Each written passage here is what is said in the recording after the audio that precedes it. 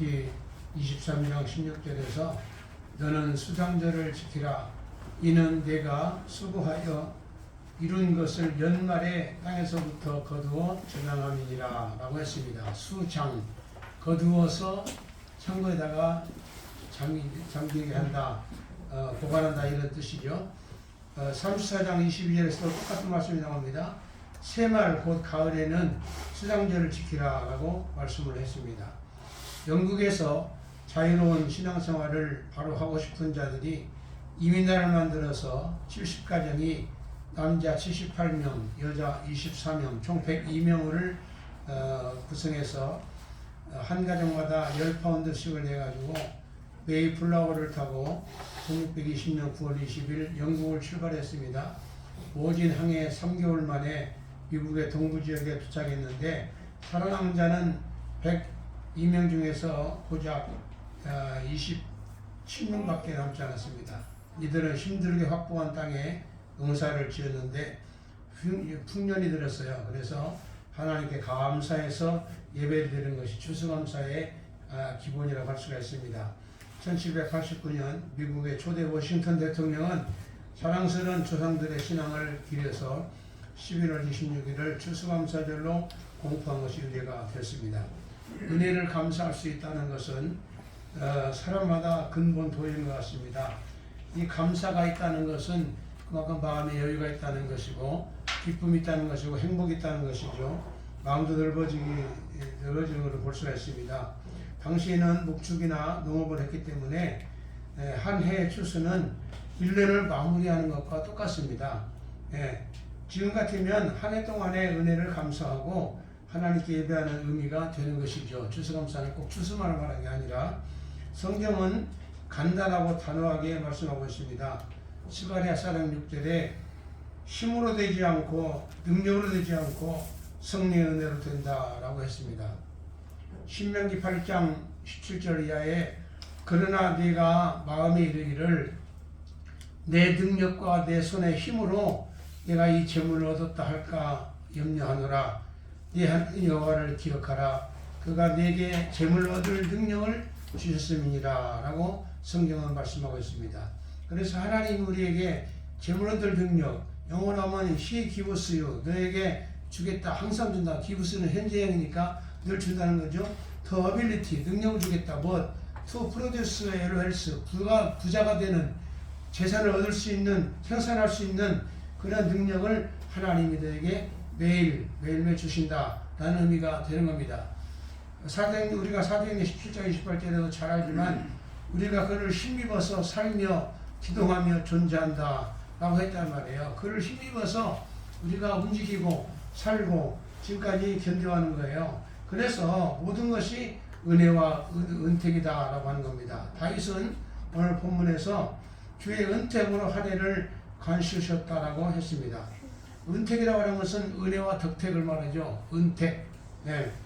관시웠다는 말은 왕관을 씌웠다는 뜻인데 그 말은 아름다움과 영광을 마무리하는 겁니다. 왕이 즉위식을 할 때에 마지막 최저 왕관을 씌우면 모든 영광의 행사가 끝나는 거예요. 그래서 한 해를 관을 씌웠다 그 말은 한 해를 가장 아름답게 영광스럽게 마무리하게 되었다. 무엇으로? 주님의 은택으로. 이렇게 다윗이 고백하는 겁니다. 그래서 한 해도 주의 은택 곧 관대한 은혜로 말미암아 우리가 한 해를 살았다 이런 의미가 되는 건데요. 이 한 해라는 말 속에 우리가 원문이나 영어성에 보면은 한 해가 그 관사가 없어요. 다시 말하면 올해면 올해 그걸 말하는 게 아니라 관사가 없기 때문에 뭐냐면 올해도 한 해, 내년도 마찬가지, 그 다음에도 마찬가지. 그때 한 해를 말하는 겁니다. 그때 한 해. 그것이 하나님으로 살아왔다 하는 고백이 되는 겁니다. 첫째로 우리가 먹고 마시는 것이 주의 은택입니다. 먹고 마시는 자체가. 오늘 본문은 하나님의 일반적인 은총을 노래한 시입니다.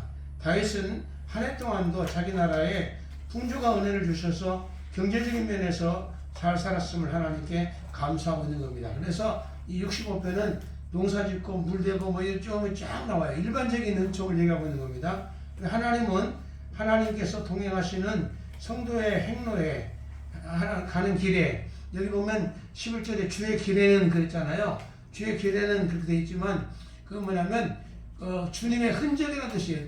원뜻은 흔적, 행로, 그런 걸 말합니다. 그렇기 때문에 우리의 성도들의 행적에, 우리 행도들 지금까지 걸어온 흔적에 하나님이 함께 하셨기 때문에 그 길에 이렇게 풍성함이 있었다라고 해석은 얘기하고 있는 거죠. 그래서 지금까지 지내온 것이 자체가 하나님의 은혜라는 사실을 우리가 볼 수가 있고, 그것은 뭐냐면 우리의 행로에 기름방울이 떨어진다라고 했잖아요. 기름방울 떨어진다는 것은 풍요를 말하는 겁니다. 풍요를 말하는 거죠. 그래서 영어 성경에서는 너의 카트에, 위에 카트, 우리 시장에 가서 카트 밀고 다니잖아요. 너의 카트에 풍성함이 넘침이 있을 것이다 라고 성경은, 영어 성경은 번역하고 있거든요. 어쨌든 간에 우리의 가는 길에 하나님이 복을 주셔서 풍성하게 하셨다라고 고백하고 있는 겁니다. 그래서 하나님은 우리의 가는 길 하나하나 속에 생활 여건을 그때그때 조성해 주시고 만들어 주시는 거예요. 그래서 발걸음을 인도하시고 지도하셔서 우리로 하여금 수확을 얻도록, 어떤 생산을 얻도록, 생기도록 이렇게 보호를 하시는 겁니다. 그래서 적당할 때에는 추수 기한을 정해 주시는 거죠. 9절부터 보면 땅을 돌보사 물을 대어 주신다. 또 단비를 주신다. 또 밭고랑에 물을 넉넉하게 대신다. 이렇게 땅을 예비하신 후에는 곡식을 주신다. 그리함으로 말미암아 들의 초장에도 또 작은 언덕에도 골짜기에도 양떼로 곡식으로 덮이게 되었다 라고 고백을 한다 이 말이에요. 그래서 논농사도 밭농사도 골짜기의 풀도 과일도 야산의 과일도 다 하나님의 은혜로 이렇게 생활 여건이 만들어져서 성취가 되었다, 풍요가 되었다라고 고백하는 겁니다. 그래서 성경에서는 예레미야 우리가 33장 2절에 보면 이를 행하시는 여호와 그것을 만들며 성취하시는 여호와라고 했습니다. 하나님께서 우리의 가는 길에 모든 생활 여건들을 갖추어 주시고 인도하셔서 때가 되면 출세 기한을 정하시고 이루게 하시는 거거든요. 그래서 예레미야 우리가 5장 24절에서도 고백하기를 이른 비와 늦은 비를 때를 따라 주심으로 출시의 기한을 정하시는 하나님이라 라고 했습니다. 이른 비와 늦은 비, 그때그때마다 필요한 것들을 적당하게 주셔야 농사가 잘 되잖아요. 비가 왕창 올 때 안 와버리고 안 올 때 와버리고 이렇게 하면 농사가 안 되잖아요. 하나님은 이른 비와 늦은 비, 모든 생활의 건들을 그때그때 적시에 적당하게 역사하셔서 추수 기한을 정하시고 그래서 때가 되면 추수하게 하신다라고 성경들은 고백하고 있단 말이에요. 우리를 위하여, 여기 보면 우리 하나님이라고 이런 표현들이 많이 나옵니다. 우리를 위해서, 예레미야 5장에 보면 우리를 위해서, 우리에게, 우리 하나님 이렇게 고백한단 말이에요. 그래서 우리는 지금까지 지내온 것 주님의 크신 은혜라 한이 없는 주의 사랑 어찌리우 말하랴 우리가 찬송하고 있지 않습니까? 주님은 그 제자들에게 물으셨어요. 누가복음 22장 35절에 너희에게 부정함이 있었느냐? 제자들을 하나님께서 부르실 때 3년 만에 이제 청산할 때 저는 다 그물도 넣고 고기도 넣고 다 붕어를 넣고 다 넣고 주님을 따랐단 말이에요. 제자들이 12제자들이. 그런데 3년 지난 후에 예수님이 이 마지막 출애굽하러 가시기 전에 제자들을 불러놓고 너에게 그동안에 부정한 것이 있었느냐? 그럴 때 제자들이 하는 말이 없었나이다 라고 고백했어요. 광야 이스라엘 백성들은 출애굽기 16장 18절에 보니까 각기 부정함이 없이 만나를 거두었더라라고 했습니다. 모세는 신명기 2장 10절에서 이 40년 동안 내게 부정한 것이 없었느니라라고 고백했어요. 느헤미야도 느헤미야 9장 21절에 그들이 40년 동안 부정함이 없게 하셨다라고 고백했습니다. 그래서 시편 23편 1절에 다윗은 고백하기를 여호와는 나의 목자시여 그러니 내게 부정함이 없어 라고 유명한 고백을 남기게 된 거죠. 우리가 인생을 마칠 때 보면 지금까지 살아온 것이 다 주님의 은혜였고 그동안 부정한 것이 없이 하나님은 채우셨단 말이에요. 네. 그 다음에 크게 두 번째로 가정과 자녀들이 주님의 은택입니다. 시편 127편 3절에 보라 자식들은 하나님의 주신 기업이요 태열매는 그의 상급이니라 라고 말씀했단 말이에요. 아무나 가정을 이루는 게 아니에요. 자녀를 낳는 게 아닙니다. 아무나. 예? 어떤 사람 낳고 싶어도 못 낳는 사람 많아요. 예? 잠언 18장 22절에 아내를 얻는 자는 복을 얻고 하나님께 은총을 받은 자니라. 결혼이라고 하는 것은 하나님의 은총입니다. 예? 잠언 19장 14절에 슬기로운 아내는 여호와께로서 말미암느니라 라고 말씀했단 말이에요. 실제로 내게 맞는 배필은 하나님이 만들어 주시는 거예요. 수많은 우리나라의 5,200만의 인구 속에서 어느 남자가 어느 여자가 내 짝이 되는 것을 어떻게 합니까? 어디 뭐 신문 났습니까? 누가 뭐 어디 표를 하고 다닙니까? 그건 아니잖아요. 그 자체가 기적이란 말이에요. 하나님의 은혜란 말입니다. 우리가 창세기 2장 20절 21절에 하나님께서 아담에게 돕는 배필을 이끌어 오셨다라고 했어요. 예, 돕는 배필을 이끌어 오셔서 만나게 된 겁니다. 우리가 수많은 남자 여자가 어떻게 성춘 남녀가 짝을 만나냐고요. 이 자체가 기적 아닙니까? 이것은 하나님께서 때가 되면 이끌어 오시는 거예요. 배필을. 그래서 돕는 배필로 만들어 주시는 겁니다. 아내든 남편이든 그래서 하나님이 주신 짝이라고 얘기하는 거예요. 예수님도 마태복음 19장 6절에서 말씀한 겁니다. 하나님이 만드신 짝을 너희가 마음대로 헤어지면 안 된다 라고 주님이 말씀하고 있어요. 야곱은 그의 형 에서를 만났을 때 에서는 40살에 결혼했거든요. 에서는. 근데 에서의 쌍둥이 동생인 야곱은 77세까지도 총각이었어요. 성경에 보면 77세에 파단 아람 가서 부인 들었잖아요. 그래서 호르단신으로 처음에는 늙은 총각이 이 형 에서를 도망나가서 이단강을 건넜단 말입니다. 지팡이 하나 가지고. 우리가 창세기 32장 10절에서 고백하잖아요. 내가 지팡이 하나만 가지고 호르단신으로 이단강을 건너갔다고 야곱이 고백했단 말이에요. 그런데 이 에서가 20년 만에 동생을 처음 봤는데 엄청난 사람들을 거느려 온 거예요. 재산도 거느리고. 선물꾸러미만, 성경에 보면 형에게 마음을 살라고 형에게 준비한 선물꾸러미만 짐승이 550마리야. 짐승이 550마리. 예. 그러니까 형 에서가 깜짝 놀라가지고 야곱아, 이 많은 것들이 다 뭐냐? 그 무성에 물어봅니다. 이 많은 사람들이 다 뭐야? 누구야? 자기가 77세 도망나갈 때 혼자 갔거든요. 그런데 그 사이에 20년 만에 이렇게 어마어마한 가족들을 거느리고 부자가 돼가지고 돌아오니까 깜짝 놀라게 물어봤어요. 그럴 때 야곱이 하는 말이 형님, 예 형님, 하나님이 내게 은혜로 주신 자식들입니다 라고 고백했어요. 가정도 자녀도 다 하나님의 은혜예요. 먹고 산 것도 다 하나님의 은혜입니다. 세 번째로 오늘의 나의 나된 것도 주님의 은택입니다. 내가 성도가 되고 내가 교회 일꾼이 되고 내가 지금의 사회적 위치가 되고 이런 것도 다 주님의 은혜로 된 거라는 말입니다. 고린도전서 15장 10절에서 사도 바울은 말하기를 나는 만삭되지 못한 자와 같고 교회를 핍박하는 그런 사람이었는데 주님이 나를 충성되게 여기셔서 사도가 되게 하소서. 그러면서 지금 내가 나 된 것은 하나님의 은혜로 된 거야. 그래서 나는 누구보다 열심히 충성하거든.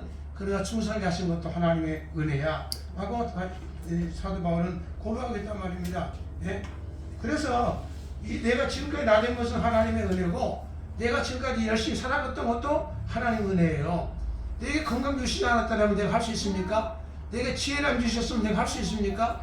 내가 걸음을 인도하지 않았다면 내가 할 수 있습니까? 나의 나 된 것은 하나님의 은혜라는 겁니다.